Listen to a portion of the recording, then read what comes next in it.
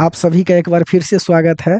हमारा जो साइंस का थियरी वाला क्लास चलता है, उसका हम शुरुआत करने वाले हैं और इस क्लास को आप लोग एंजॉय कीजिएगा। कल जो है हम पाचन तंत्र के पहली एपिसोड में बात किए थे छोटी आंत तक। पहले उसको हम रिकॉल कर लेते हैं। अभी मत जाइए, आप थोड़ा देर रुक जाइए। उसको हम रिकॉल कर लेते हैं, उसके बाद हम आगे चलते हैं। ये आइए। हाँ जी, देखिए ये हम कल पढ़ाए थे, उसको हम एक बार रिकॉल किए जाता हूँ।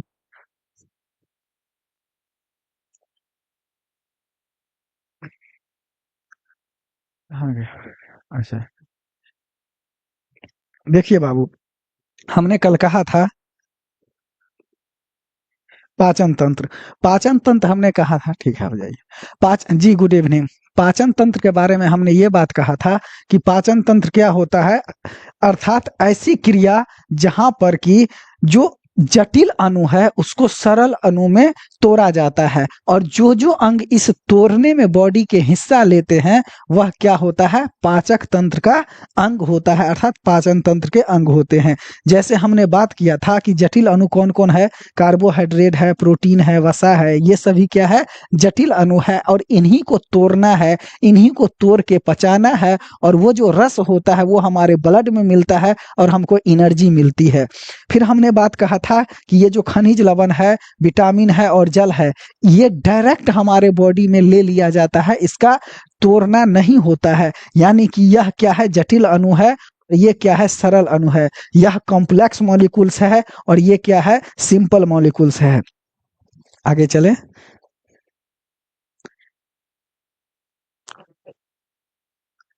इसके बाद हमने बात किया था कि ये जटिल अणु किस प्रकार से सरल अणु में टूटता है। तो जैसे हमने बात किया कार्बोहाइड्रेट का, तो कार्बोहाइड्रेट पाचन होने के बाद किस में बदलता है, ग्लूकोज में। फिर हमने बात कहा प्रोटीन का, प्रोटीन किस में टूटता है, एमिनो अम्ल में। वसा किस में टूटता है, वसीय अम्ल में, या इसको फैटी एसिड कहा जाता है। हमने अभी जस्ट बात किया कि विटामिन, खनिज लवण और जल, ये क्या होता है, इसका पाचन नहीं होकर के सीधा अवशोषण होता है, एब्जॉर्प्शन होता है, बिकॉज कि यह एक सिंपल मॉलिक्यूल्स है। आगे चलते हैं। फिर हमने बात कहा था यहाँ पे पाचन कुल 5 क्रियाओं के माध्यम से हमारे बॉडी में संपन्न होता है, अर्थात इसके 5 चरण है। पहला को बोलते हैं इंजेशन, दूसरा को डाइजेशन, तीसरा को एब्जॉर्प्शन, चौथा को एसिमिलेशन और पांचवा को डिफेक्शन। अर्थात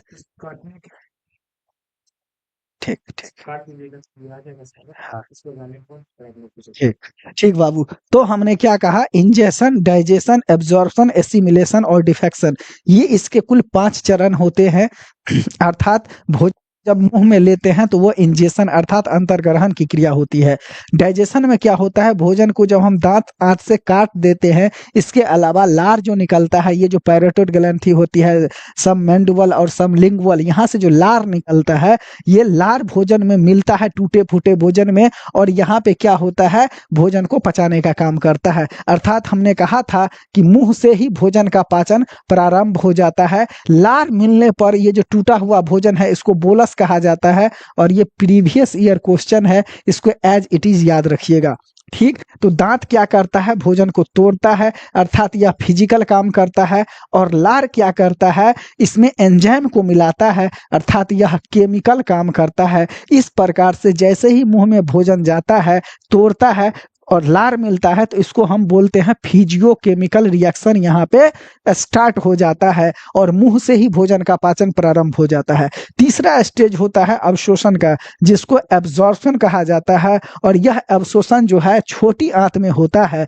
एसिमिलेशन, स्वांगीकरण, यह भी छोटी आंत में होता है, और डिफेक्शन बड़े आंत के माध्यम से, लार्ज इंस्टेटाइन के माध्यम से, एनस के द्वारा क्या होता है, तो जो पचा हुआ भोजन का अवशेष है वह बाहर निकल जाता है। इसके अलावा हमने फिर बात किया था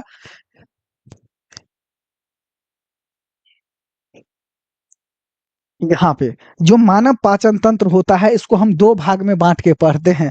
एक को बोलते हैं आहार नाल, इसको एलिमेंट्री कैनाल बोलते हैं, और दूसरे को बोलते हैं सहायक पाचक ग्रंथि, ठीक, यानी एसोसरी डाइजेस्टिव ग्लैंड।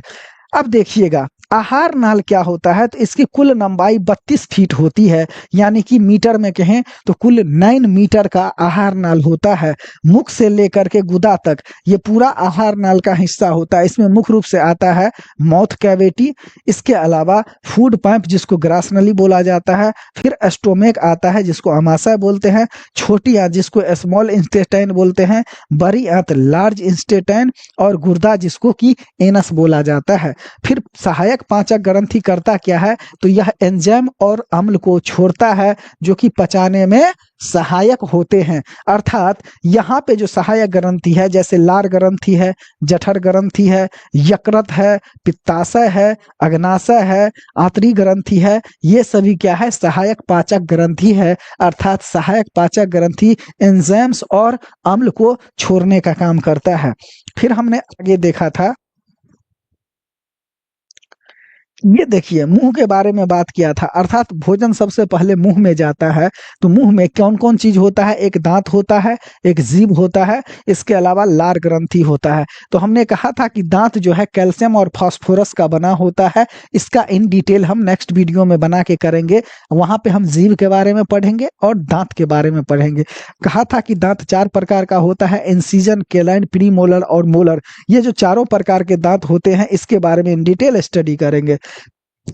जीभ में क्या होता है, टेस्ट बड होता है, स्वाद कनिकाएं पाई जाती है, जैसा कि तीखा का, जैसा कि नमकीन का, जैसा कि खट्टा का और जैसा कि कड़वा का बोध करवाता है, उसके बारे में बात करेंगे। बीच वाला हिस्सा में किसी प्रकार का टेस्ट नहीं होता है, यह हम एक सेपरेट वीडियो में बात करेंगे। फिलहाल जो मुंह में होता है, दांत, जीभ और लार ग्रंथि, यहाँ पे हम लार ग्रंथि के बारे में बात करेंगे। चूंकि हम पाचक तंत्र, पाचन तंत्र पढ़ रहे हैं, तो पाचन तंत्र पढ़ने के दरमियान वही चीज पढ़ेंगे जिससे कि हम भोजन को बढ़िया से पचाने वाला जो अंग है उसको हम सीख सके, उसके फंक्शन के बारे में जान सके, और फाइनल रूप से पचे हुए जो जूस है, भोजन से जो रस है, जो ब्लड में मिलता है, जिससे एनर्जी किस प्रकार मिलती है, उसके बारे में हम अध्ययन करेंगे। तो लार ग्रंथि इसको बोला जाता है सलेवरी ग्लैंड, मुंह में पाया जाता है। ये वाला हिस्सा, जबड़ा वाला हिस्सा, इन सबों में क्या पाया जाता है, सलेवरी ग्लैंड। कुल मिला के 3 प्रकार के सलेवरी ग्लैंड होते हैं। एक को बोलते हैं पैरोटिड ग्रंथि, जो दूसरे को सब मैंडिबुलर और तीसरे को सब लिंगुअल। क्या कहा, पैरोटिड ग्रंथि जो होता है सबसे बड़ी लार ग्रंथि होता है, और सब लिंगुअल जो है यह सबसे छोटी लार ग्रंथि है। कई बार एग्जाम में पूछा है, PYQ है, इसको एज इट इज आप याद रखिएगा। अर्थात ये जो पैरोटिड ग्रंथि है, यहीं पे पैरोटिड ग्रंथि में जब कभी कभी क्या होता है, वायरस प्रवेश कर जाता है, जब ये इन्फेक्टेड हो जाते हैं तो इसके कारण गलसूरा या जिसको शोथ कहते हैं वो होता है। हमारे मुंह से प्रत्येक दिन 1 से 1.5 लीटर लार क्या होता है, स्रावित होता है। ये लार करता क्या है, तो एक तो पाचन में सहायता करता है, अर्थात लार से एंजाइम निकलता है, और दूसरा क्या करता है, बैक्टीरिया को मारने का काम करता है। आगे चलते हैं। अब देखिए, फिर हम लार के बारे में बात कहे थे कि हमारे बॉडी से जो लार है वो मुख से निकलता है। अर्थात यहाँ पे 3 प्रकार की लार ग्रंथि होती है, पैरोटिड, सब लिंगुअल और सब मैंडिबुलर। अर्थात लार जो है इसको हम यहाँ पे एंजाइम निकलता है, और यहाँ पे 2 प्रकार का एंजाइम निकलता है। एक को बोलते हैं लाइसोजाइम और दूसरे को बोलते हैं टाइलिन। लाइसोजाइम क्या करता है, ये बैक्टीरिया को मारता है, और टाइलिन क्या करता है, कार्बोहाइड्रेट स्टार्च को पचाने का काम करता है। अर्थात ये जटिल अणु को सरल अणु में तोड़ देता है, यानी कार्बोहाइड्रेट को किस में तोड़ देता है, माल्टोज में तोड़ देता है। माल्टोज क्या है, एक सरल अणु है, कार्बोहाइड्रेट क्या है, एक जटिल अणु है, अर्थात यह कॉम्प्लेक्स मॉलिक्यूल्स है, जबकि माल्टोज क्या है, सिंपल मॉलिक्यूल्स है। चलिए, फिर हमने आगे बात किया था ये फूड पाइप के बारे में। फूड पाइप क्या होता है, तो हमारे बॉडी में जो है 25 सेंटीमीटर लंबा होता है, यह एक मांसल संरचना होता है, यह होता है फूड पाइप। ठीक, अब ये देखिए, यहाँ किसी भी प्रकार का पाचन नहीं होता है, अर्थात फूड पाइप में किसी भी प्रकार का पाचन नहीं होता है। तो फिर होता है फूड पाइप में क्या, तो यह भोजन को बोलस जो होता है अमाशय तक ले जाने का एक माध्यम होता है। अर्थात ये जो ग्रास नली होती है, यानी फूड पाइप जो होती है, इसके माध्यम से जो मुंह में भोजन हम लेते हैं उसको कहाँ कहाँ तक ले जाता है, अमाशय तक ले जाता है। और यह ग्रास नली के माध्यम से कर्मानुकुचन यानी कि पेरिस्टालसिस के जैसा ये जाता है। कहने का मतलब डायरेक्ट नहीं जाता है, धीरे धीरे धीरे धीरे करके भोजन फूड पाइप के माध्यम से कहाँ तक जाता है, अमाशय तक जाता है। अब देखिए, फिर हमने अमाशय का बात किया था। ये जो अमाशय है इसमें भोजन कितने घंटों तक रहता है, 4 घंटों तक रहता है। अर्थात भोजन फूड पाइप के माध्यम से कहाँ आ जाता है, अमाशय तक। और अमाशय में भोजन कितने घंटे रहता है, 4 घंटे तक स्टोर रहता है। अमाशय के 3 पार्ट होते हैं, एक को बोलते हैं कार्डियक, दूसरे को बोलते हैं फंडिक और तीसरे को बोलते हैं पैरोलिक। ऐसे ही याद रखिएगा। कार्डियक वाला भाग जो कि जैसे हृदय से जो सटा हुआ रहता है उसको हम बोलते हैं कार्डियक वाला भाग। बीच वाला भाग को फंडिक बोला जाता है और पैरोलिक जो होता है वह नीचे वाला भाग, अमाशय के निचले वाले भाग को बोला जाता है पैरोलिक। ये जो कार्डियक वाला भाग होता है यहीं पे क्या होता है, हाइड्रोक्लोरिक अम्ल की उपस्थिति होती है और ये भोजन को क्या करता है, अम्लीय बनाने का काम करता है। और याद रखिएगा अमाशय का दीवार जो होता है, ठीक, तो अमाशय के दीवार पे ये जो एक प्रकार का पदार्थ पाया जाता है जिसको म्यूकस मेम्ब्रेन बोला जाता है। अमाशय के दीवार पे म्यूकस मेम्ब्रेन पाया जाता है, वो क्षारीय प्रकृति का होता है। तो इस प्रकार से अम्लीय और क्षारीय मिल करके न्यूट्रल करने का काम करता है। फिर फंडिक वाला पार्ट जो होता है यहीं पे रुझि पाया जाता है और यह कांटेनुमा संरचना होता है। जब हमको भूख लगता है तो यही रुझि खड़ा हो जाता है और हमको पेट में दर्द सा महसूस होता है। अर्थात ये क्या कहता है, भूख लगने का एहसास करवाता है। इसके अलावा रुझि फैलता और सिकुड़ता है। अर्थात जब हम खाना खाते हैं तो क्या होता है, हमारा पेट फैलता है और भूख लगता है तो रुझि खड़ा हो जाता है और हमको दर्द का भी एहसास करवाता है। अर्थात फैलने और सिकुड़ने का काम रुझि करवाता है। फिर हम ये पैरोलिक पार्ट के बारे में बात किए थे कि यह छोटी आंत से जुड़ा होता है, ठीक, और यहीं पे गैस्ट्रिक ग्लैंड निकलता है। एक को बोलते हैं पेप्सिन और दूसरे को बोलते हैं रेनिन। याद रखिएगा, पेप्सिन जो होता है यह प्रोटीन को पाचन करता है और रेनिन जो होता है ये क्या करता है, ये भी जो दूध में होता है केसिन प्रोटीन उसका पाचन करता है। अर्थात दूध में जो केसिन प्रोटीन होता है, रेनिन इसको कैल्शियम पैराकेसिनेट में तोड़ देता है। किसमें, कैल्शियम पैराकेसिनेट।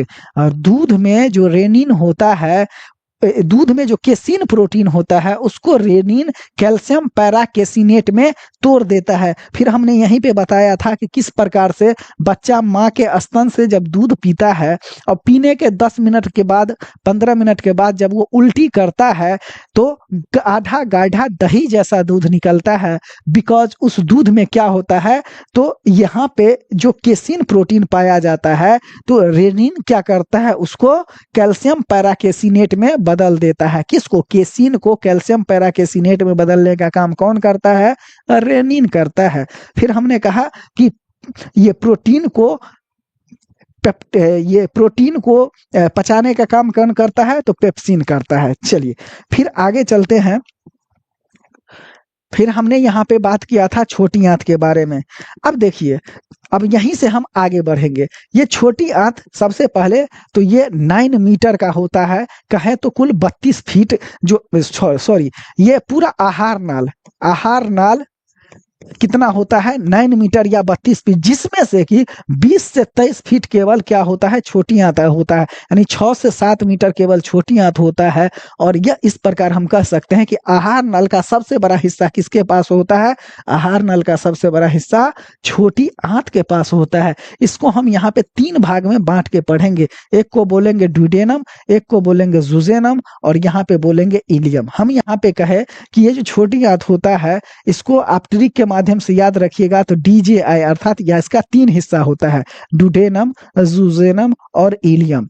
यहाँ पे क्या होता है, यहाँ पे पाचन और अवशोषण होने का काम होता है। ड्यूडेनम के बारे में हमने बात किया था कि यह यू लाइक स्ट्रक्चर होता है और यहाँ से क्या होता है, यकृत और अमाशय, अग्नाशय, यकृत और अग्नाशय दोनों का द्वार यहाँ पे आके खुलता है, दोनों का द्वार आके खुलता है।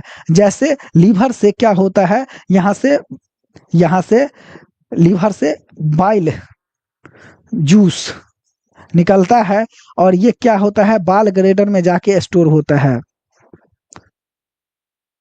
बाल ग्रेडर में जाके स्टोर होता है, अर्थात यह कहाँ पे, पित्ताशय में जाके स्टोर होता है। फिर हमने कहा था कि पित्त में भी एक पिगमेंट पाया जाता है, बिलिरुबिन पाया जाता है, बिलिरुबिन पाया जाता है। बिलिरुबिन फैट को तोड़ने का काम करता है और बिलिरुबिन उसमें भी पाया जाता है। फिर हमने कहा था कि अग्नाशय क्या है, अग्नाशय एक प्रकार का मिश्रित ग्रंथि है, अर्थात यहाँ पे क्या होता है, एंजाइम्स एवं हार्मोन्स का स्रावन होता है।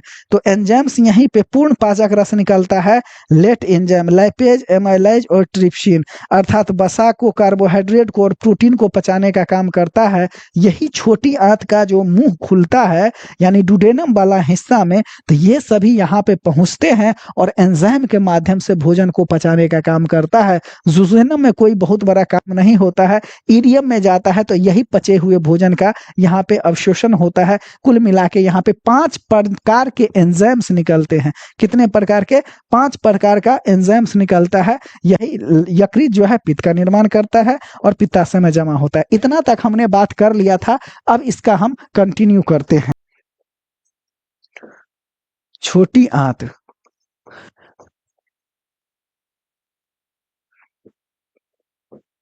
स्मॉल इंस्टेटाइन, इसको हम कितने भाग में बांटा, इसको हमने क्या कहा, 3 भाग में बांट के पढ़ते हैं, डुडेनम, जुजेनम और इलियम। याद रखिएगा, डी जे आई, डुडेनम, जुजेनम और इलियम। ये तो डुजेनम, जिजेनम और इलियम होता है, इसी के बारे में हम अभी अध्ययन करने वाले हैं।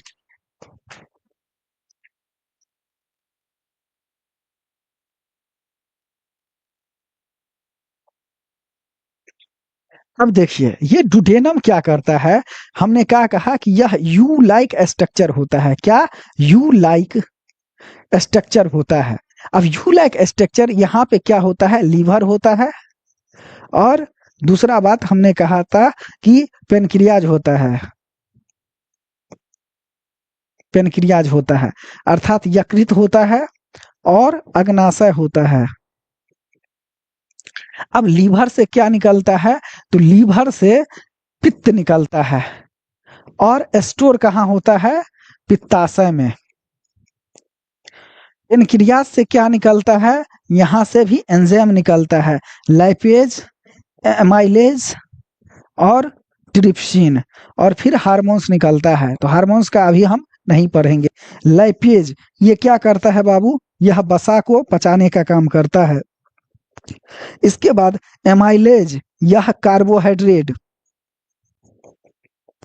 ड्रेट या फिर इसी को कहे कार्बोहाइड्रेट या स्टार्च को पचाने का काम करता है। ट्रिप्सिन ये किसको पचाने का काम करता है, तो यह प्रोटीन को पचाने का काम करता है।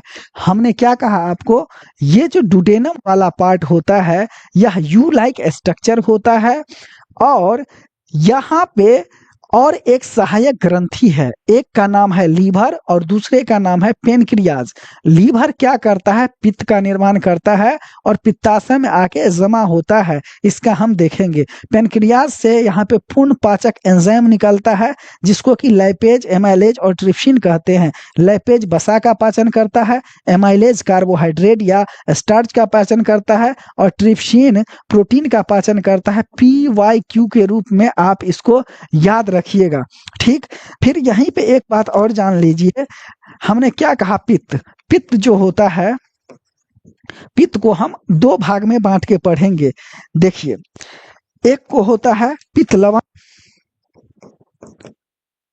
पित्त लवण, और दूसरा जो होता है पित्त वर्णक, पित्त वर्णक। अब देखिए ये जो पित्त लवण है ये बाइल साल्ट होता है, और पित्त वर्णक क्या होता है, बाइल पिगमेंट होता है। बाबू ये पिगमेंट क्या करता है, वर्णक, जैसे कि हमने बात कहा था टमाटर, टमाटर में क्या होता है, लाइकोपीन होता है। गाजर में क्या होता है, कैरोटीन होता है। सेब में क्या होता है, एंथो साइनिन होता है। उसी प्रकार से पीत वर्णक यहाँ पे किस प्रकार का होता है? तो दो प्रकार का होता है, एक होता है पीला और एक होता है हरा। यानी कि पीत वर्णक यहाँ पे दो प्रकार का होता है, एक होता है पीला और दूसरा होता है हरा। जी बाबू, पहले हम एक बार कंप्लीट कर लें, फिर आपके क्वेश्चन का जवाब दे देंगे, धैर्य बनाए रखिएगा। तो पीत वर्णक कितने प्रकार का होता है? दो प्रकार का, एक होता है पीला और दूसरा होता है हरा। अच्छे, इसके बाद बाइल साल्ट, ये बाइल साल्ट क्या होता है? तो सोडियम बाइकार्बोनेट होता है, NaHCO। ये क्या होता है? Sodium bicarbonate, sodium bicarbonate. तो सोडियम बाइकार्बोनेट कहाँ पे होता है? पित्त में होता है, या अर्थात यह किस प्रकार का होता है? यह नमकीन होता है। इसके अलावा पित्त वर्णक का बात करें तो दो प्रकार का होता है, पीला और हरा होता है। इसीलिए अब देखिएगा कि जैसे मान के चलिए जब लोगों को जॉन्डिस होता है तो उसका आंख पीला हो जाता है, नाखून पीला हो जाता है। कहने का मतलब है जो यकृत पित्त बनाता है वह बाल ग्रेडर में जाकर के स्टोर ना हो करके सीधा ही सीधा उसके जब ब्लड में मिल जाता है तो पूरा का पूरा शरीर क्या हो जाता है? पीला हो जाता है। कुछ मैसेज कर रहे हैं, लीवर कितना केजी का होता है सर जी? देखिए, लीवर करीब करीब जो है, इसका वजन का बात करें तो 1 से 1.5 केजी के आसपास यह होता है लीवर। ठीक ना? लीवर जो है हमारे बॉडी में बायां तरफ क्या होता है? थोड़ा झुका हुआ होता है। चलिए, तो ये हो जाएगा आपका लीवर। लीवर हमारे बॉडी का सबसे बड़ी ग्रंथि है, सबसे बड़ा अंग है। इसके बारे में हम बाद में बात करेंगे, इन डिटेल हम लीवर के बारे में पढ़ाएंगे। अभी हम पाचन तंत्र पढ़ रहे हैं, लीवर एक अलग यूनिट है, हम पढ़ेंगे। ठीक ना? लीवर क्या करता है? जैसे मान के चलिए, एक तो बाइल जूस का निर्माण करता है, और बाइल जूस जो होता है इसमें क्या होता है बाबू? सोडियम बाइकार्बोनेट होता है। इसके अलावा बाइल पिगमेंट का निर्माण करता है, अर्थात पीला और हरा। अक्सर आप देखिएगा जो आपके जॉन्डिस जिसको होता है, क्या होता है? तो जॉन्डिस होने के क्रम में उसका जो ये वाला पित्त वाला पिगमेंट है वो सही से छनता नहीं है, वो सीधा सीधा क्या हो जाता है? ब्लड में मिल जाता है। इसीलिए अब देखिएगा जिसको जॉन्डिस हुआ रहता है तो वो क्या कहता है? प्यूरिफिकेशन करो, लीवर का प्यूरिफिकेशन करो। अर्थात वो क्या होता है? लीवर को सही करने का काम करता है। इसके अलावा नशा से जो व्यक्ति शराब ज्यादा पीता है तो वो लीवर बहुत सारे टॉक्सिक पदार्थ को भी मारने का काम करता है। तो हमारे बॉडी का लीवर सबसे बड़ा अंग है। ठीक, उसके बारे में बात करेंगे।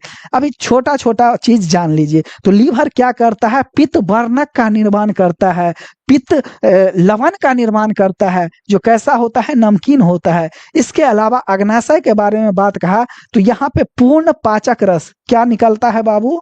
पूर्ण पाचक रस निकालता है। यानी कि एक तरफ हुआ लाइपेज, एमाइलेज और ट्रिप्सिन, ये एंजाइम निकालता है, और दूसरी तरफ हार्मोन का स्रावन करता है हमारा लीवर। इसके अलावा ये एक पेनक्रियाज। इसके अलावा डुडेनम में कोई बहुत बड़ा चीज नहीं होता है। और इलियम में क्या होता है? यहाँ पे हमने क्या कहा? इलियम वाला हिस्सा में कुल 5 प्रकार के एंजाइम्स निकलता है। चलिए आगे चलते हैं। ये देखिएगा लीवर वाला हिस्सा में, अर्थात इलियम वाला हिस्सा में कितने, चलिए एक बार हम पूरा यहाँ पे लिख दें। ड्यूडेनम में क्या होता है? यू लाइक स्ट्रक्चर होता है।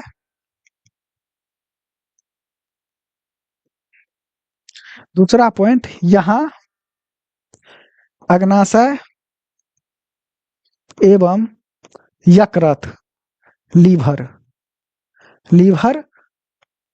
दोनों आकर मिलते हैं, दोनों आके मिलते हैं। इस प्रकार से यहाँ से लेट, लाइपेज, एमाइलेज और ट्रिप्सिन क्या निकलता है? एंजाइम और हार्मोन निकालता है। यकृत क्या निकालता है? बाइल जूस यानी कि पित्त रस एवं पित्त वर्णक निकालता है। ठीक, ये क्या करता है? लाइपेज यह वसा को पचाता है। एमाइलेज ये क्या करता है? कार्बोहाइड्रेट को पचाता है। और ट्रिप्सिन यह प्रोटीन को पचाने का काम करता है। दुडेनम के बाद दूसरा पॉइंट आता है जुजेनम।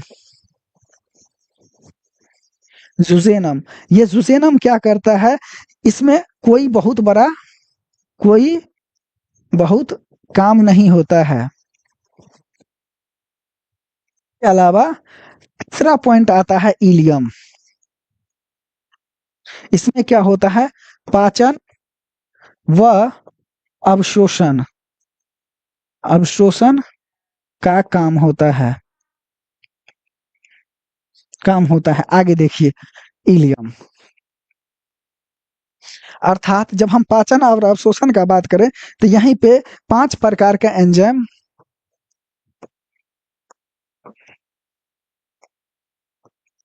एंजाइम स्रावित होता है। अब देखिए 5 प्रकार का एंजाइम कौन कौन है। पहला एंजाइम होता है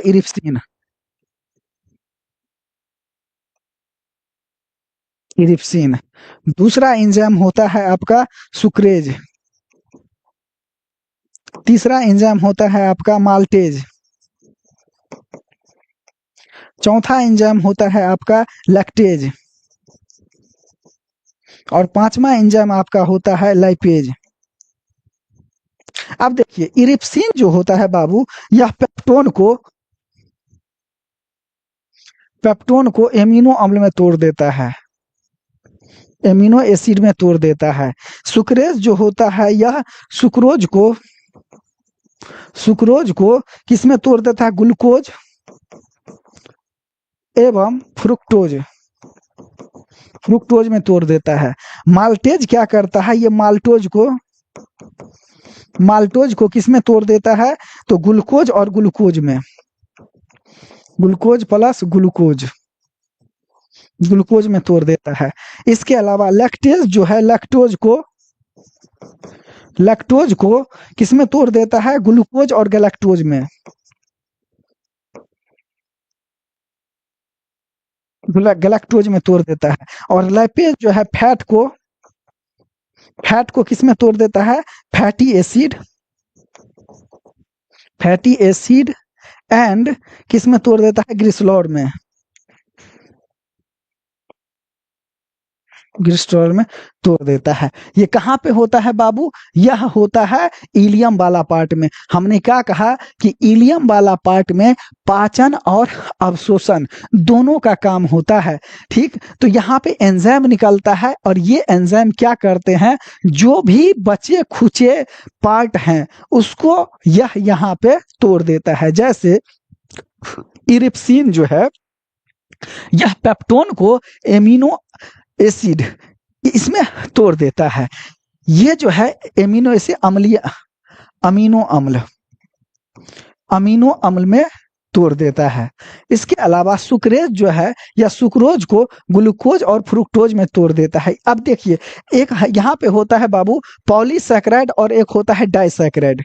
एक होता है पॉलीसैकेराइड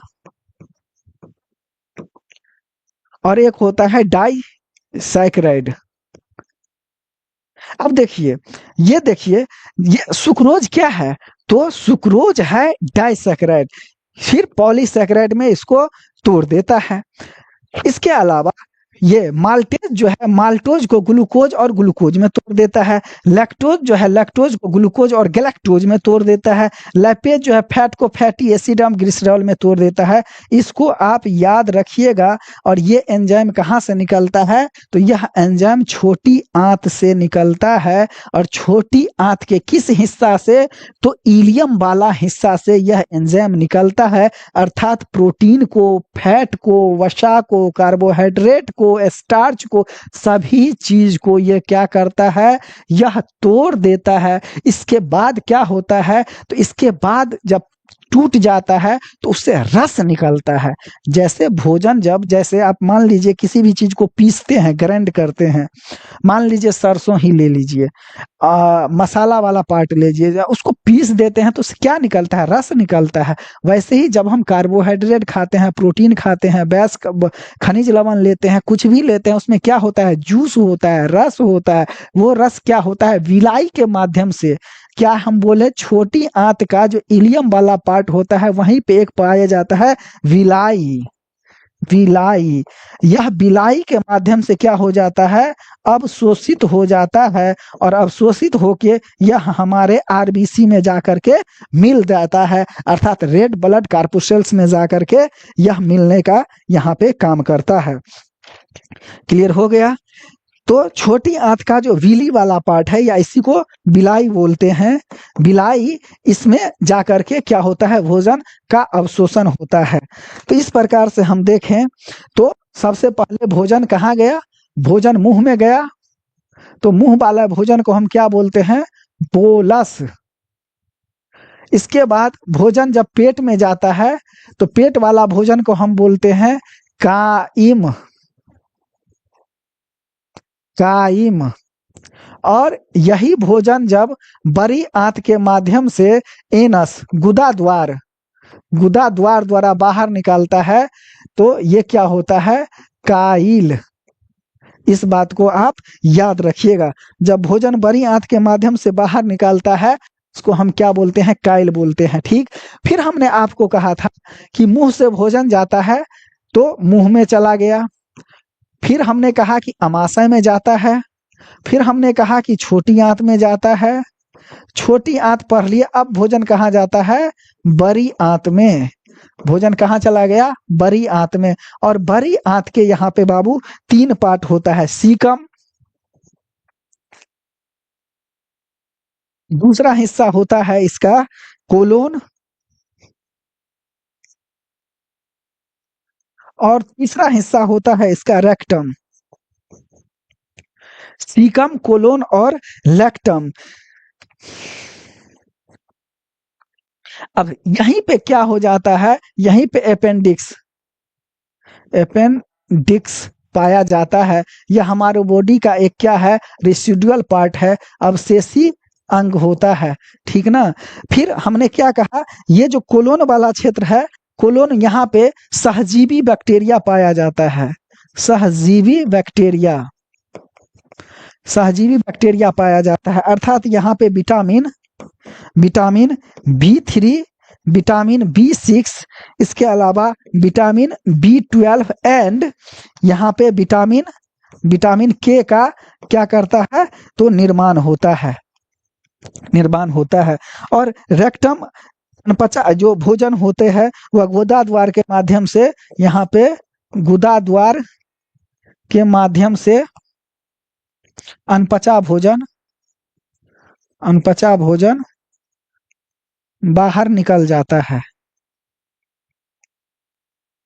और यही जो अनपचा भोजन है, ये बाबू क्या है?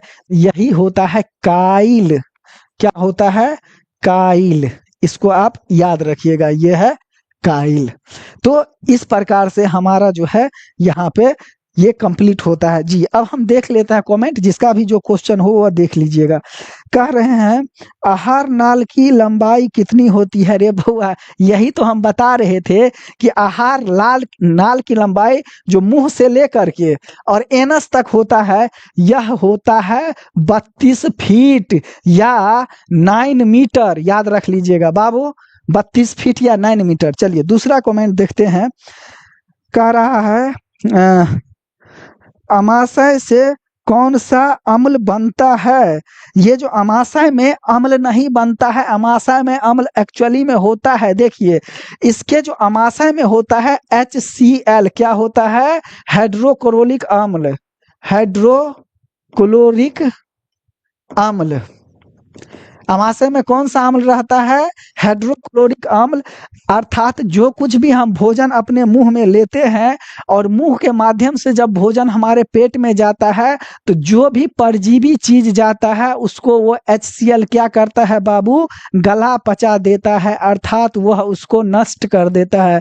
पहले तो हमारा मुंह से लार निकलता है, उसका नाम है लाइपेज।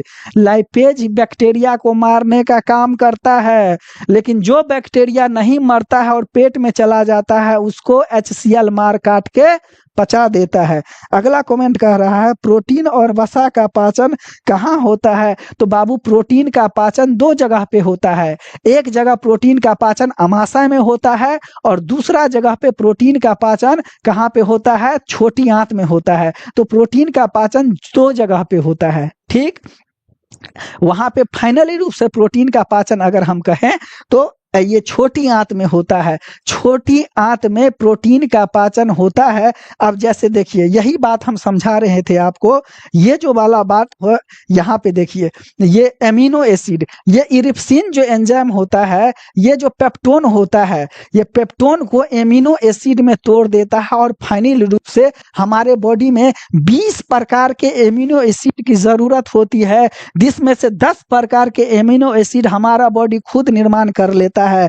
जैसे कि हमने यहाँ पे आपको समझाया है कि ये जो हमारा बैक्टीरिया कोलोन वाला पार्ट है बड़ी आंत का, तो ये कोलोन वाला हिस्सा बैक्टीरिया का निर्माण करता है। Vitamin B3, vitamin B6, vitamin B12, vitamin K, इन सबों का निर्माण करता है और ये हमारे बॉडी के लिए क्या है? लाभकारी है। जैसे दही में क्या होता है बाबू? लैक्टोबैसिलस बैक्टीरिया बनता है और यही लैक्टोबैसिलस बैक्टीरिया हमारे लिए बॉडी के लिए लाभकारी है, अर्थात यह सिम्बायोसिस बनाता है, सहजीविता का काम करता है और हमारे भोजन में को और भी जो है पचाने में उसको मदद करता है। इसीलिए कहा जाता है कि बूढ़े आदमी को दूध से ज्यादा दही दिया जाता है, वो फायदा होता है, क्योंकि हमारे लीवर को उसके अलावा जो लीवर से एंजाइम निकलता है उसको बहुत ज्यादा एंजाइम की जरूरत नहीं होती है, क्योंकि जैसे जैसे हमारा बॉडी ज्यादा एज को प्राप्त करता है तो हमारे बॉडी का जो ऑर्गन है वो धीरे धीरे काम करना कम करता है। चूंकि हमने बताया कि जो अग्नाशय वाला भाग है, पेनक्रियाज वाला भाग है, वहां से लेट एंजाइम निकलता है और यही लेट एंजाइम भोजन को पचाने का काम करता है, चाहे वो प्रोटीन हो, चाहे कार्बोहाइड्रेट हो, चाहे वो वसा हो। इसीलिए बूढ़े व्यक्ति को सुपाच्य चीज दिया जाता है, अर्थात दही दिया जाता है। वो उसमें खुद बैक्टीरिया होता है और वो खुद अपना क्या करते हैं? सही से पचता है। अगला, ठीक है, चलिए। और भी कोई प्रकार का बाबू इससे रिलेटेड क्वेश्चन है तो यू आर मोस्ट वेलकम, ठीक, क्वेश्चन आप पूछ सकते हैं। तो आई होप कि ये मेरी बात आप तक पहुंच गई होगी। तो मुंह से लेकर के ये जो है बड़ी आंत, अर्थात यहाँ तक हमने देख लिया कि बोलस होता है मुंह में, फिर पेट में काम होता है और फिर अंतिम रूप से यह कैल होता है। सहजीवी बैक्टीरिया के बारे में बात किया कि ये कोलोन वाला पार्ट में होता है। Vitamin B3, B6, B12, vitamin K यहाँ पे निर्माण होता है और रेक्टम के माध्यम से भोजन हमारे शरीर से अनपचा पदार्थ बाहर निकल जाता है। तो एक बार हम इसको पुनः रिवीजन कर लूं फाइनली रूप से। देखिए, जी हाँ, हमने क्या कहा? छोटी आंत के 3 पार्ट, डुडेनम, जुजेनम, इलियम। डुडेनम वाला हिस्सा यू लाइक स्ट्रक्चर होता है। यहाँ पे लीवर का नस और पेनक्रियाज का नस दोनों आके मिलता है, तो एक से पित्त निकलता है और यह पित्ताशय में जमा हो जाता है। और पित्ताशय के बारे में हम आगे बात किए कि ये पित्त जो होता है यह 2 प्रकार का होता है। एक होता है पित्त लवक यानी कि बाइल साल्ट, जिसमें सोडियम बाइकार्बोनेट होता है, अर्थात ये कैसा होता है? यह नमकीन होता है। और पित्त वर्णक ये कैसा होता है? रंग में एक पीला और दूसरा हरा होता है, अर्थात पीला हरा टाइप का होता है। चलिए, पेनक्रियाज के बारे में हमने बात कहा कि यहाँ से एंजाइम निकलता है और हार्मोन निकलता है, अर्थात ये क्या हमारे बॉडी का मिश्रित ग्रंथि है। कैसा है बाबू? मिश्रित ग्रंथि है। तो लेज से लाइपेज, ए से एमाइलेज और टी से ट्रिप्सिन। लाइपेज वसा को पचाता है, एमाइलेज कार्बोहाइड्रेट या स्टार्च को पचाता है और ट्रिप्सिन प्रोटीन को पचाता है। फिर हमने बात कहा डुडेनम के बारे में, लिख के बताया यू लाइक स्ट्रक्चर होता है। यहाँ पे अग्नाशय एवं यकृत दोनों आकर के मिलते हैं। अग्नाशय से लेट एंजाइम निकलता है, यकृत से बैल जूस और पित्त वर्णक दोनों निकलता है। यहाँ पे वसा, कार्बोहाइड्रेट और प्रोटीन का पाचन होता है। इसके बाद भोजन जुजेनम वाला हिस्सा में आता है, जहाँ पे कोई काम नहीं होता है। इसके बाद सीधा इलियम में आ जाता है। यहाँ पे पाचन और अवशोषण दोनों का काम होता है।